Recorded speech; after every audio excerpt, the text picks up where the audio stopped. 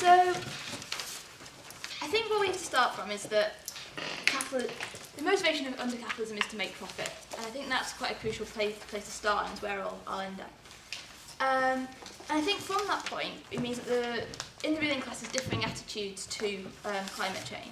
Some of them deny it's happening. So we have when there was the flooding earlier this year, Nigel Lawson, former Chancellor of the Exchequer, being interviewed on Radio 4, sort of trying to say, well, you know, maybe it's not really happening, and we don't really see any warming, and we just have to adapt anyway. It's all fine. But there's others who realise that it is happening, and that the consequences of climate change will be bad for their ability to make profit, as well as obviously sort of some side effects for the planet and people on it. So we have people. So that this week, for example, the Obama administration announced new measures about carbon pollution from power plants. So this has been like quite a long-awaited announcement from a government that sort of had promised for the last 5.5 years that they were going to do lots of things around climate change. But the aim of it is to cut carbon emissions by 30% from the 2005 levels by 2030. But even if that did happen, that's not enough. And I think the way that it's being put out is that individual states can decide on what they do.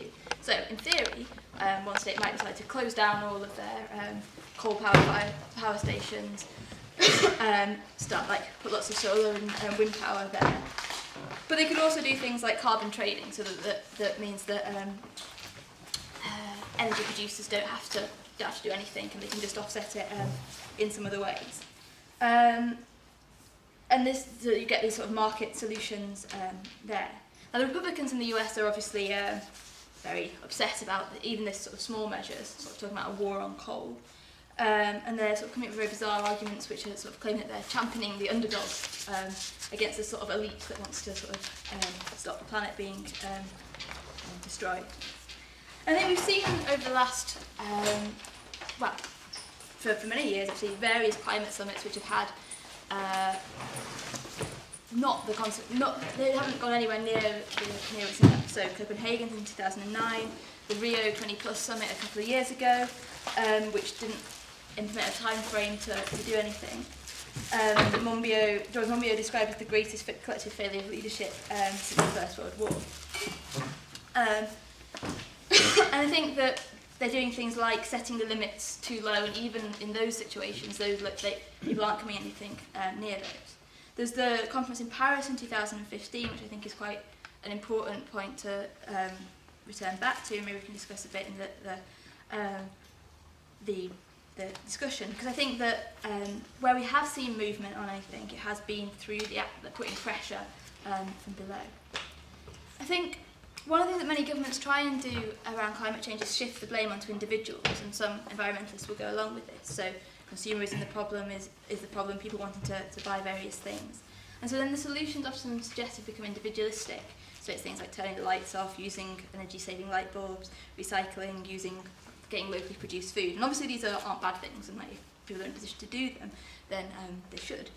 But it takes away from the thing that lots of people aren't in a position to sort of to do that, and that the impact of doing these things on their own is quite limited. The things that really will have an impact on climate change are on a much bigger scale. Like, it's not that even if we did all of these things, it wouldn't be sufficient to reduce carbon emissions to deal with climate change. People also then talk about that we need to decrease the population. This obviously something that isn't just suggested by the ruling class, but it's an idea that they promote, coming from the ideas of Malthus in the 18th century, sort of, who was saying that populations grow geometrically and food productions are arithmetic, and so then we'll run out of food. But actually, like Marx and Engels, for example, were argued against this, and I think we can see that people don't have enough food not because there isn't enough food to be produced. We could produce much more food than we actually do, and vast amounts of food that we do gets wasted is because the ruling class creates scarcity on that. And while population is growing, it's growing at a decreasing rate. So, it increased by 140% from 1950 to 2000. In the next 50 years, it's predicted to increase by 50%. So the rate at which it's increasing is decreasing. Now there are other bigger scales of scientific solutions to climate change as well. So these include things like CO2 removal techniques, things like carbon capture and storage, where you have your coal or oil or gas power station, but you capture the carbon as it's coming out of it and store it underground. Now these things exist and it's possible to do that. The problem is that they're quite expensive, and so trying to get people to build power stations like that is something that doesn't happen.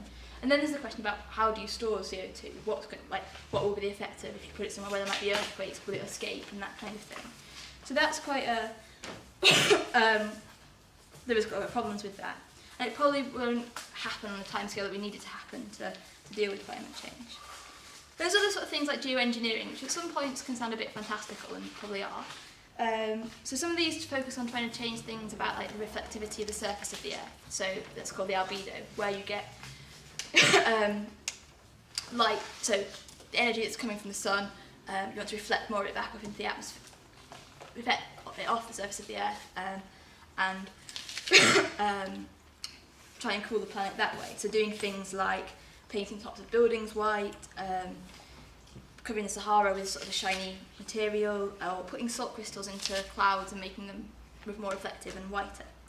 The problem with this is that both the feasibility of these things, but also that they don't deal with all of the problems of increased CO2.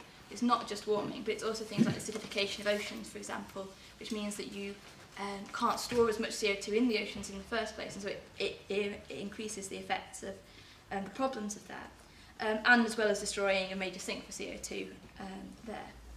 And there's also the issue that I don't think we know enough about the climate system to know how potential feedbacks would interact if we did do these sorts of things, although obviously trying to do research is quite important. Another sort of geoengineering solution is to do things like adding iron to the ocean. So particularly in the Southern Ocean around Antarctica, there's potential there for lots of phytoplankton, which are sort of small organisms in the oceans, to exist, and these can take in carbon. At the moment they're limited because there isn't enough iron in the ocean, so there's an idea that you could put lots of iron in the oceans, and this would mean that they you get more phytoplankton, and therefore when they die they sink to the bottom of the ocean, and that traps carbon. But a recent study, so to do this, to make this work, in terms of reducing CO2, we need to keep the carbon below 1,000 metres for 100 years. But a recent study, I think published a couple of weeks ago, showed that didn't just take into the sort of biogeochemistry of the oceans into account, but also took into physical processes around upwelling and circulation, showed that the majority of the carbon would resurface after only about 40 years, and so there's problems with that there.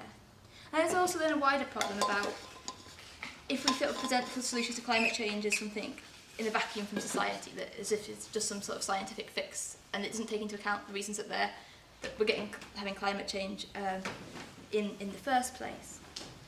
And I think that sort of means that the kind of solutions that we do actually need, so sort of tackling the biggest CO2 producers around transport, agriculture and power generation, and to do the things like renewable energy, high voltage cables, reducing electricity use, changing transport, they don't happen, and they're things that we will have to fight for because they're against the interests of some of the most powerful companies and the ruling class in the world, because they've invested huge amounts of money on an economic system which is based around sort of oil and things like that.